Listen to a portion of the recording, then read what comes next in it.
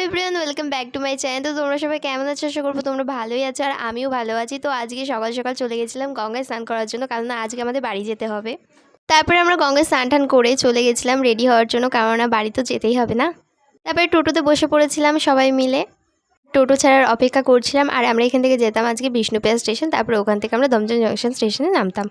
তো তারপরে আমরা বিষ্ণুপ্রিয়া স্টেশনে চলে এসেছি, আর এখানে একটা ভীষণ বড় ঝামেলা হচ্ছিল। তো এই ঝামেলাটা দেখার পরে আমি বুঝতে পারলাম একটা মানুষ কিভাবে আরেকটা মানুষের ক্ষতি যেতে পারে। তো কী আর করা যাবে, আমরা ট্রেনের জন্য অপেক্ষা করতে করতে ট্রেনও চলে এসেছিলো, আর ট্রেনে উঠেও পড়েছিলাম আমরা সবাই। এখানে হাসি ঠাট্টা করতে করতে বাড়ির দিকে যাচ্ছিলাম, আর ঘুগনিও খেয়ে নিয়েছিলাম। আর এখানে একটা আনকমন নাম বেহুলা স্টেশন, এটা প্রথমবার শুনছি।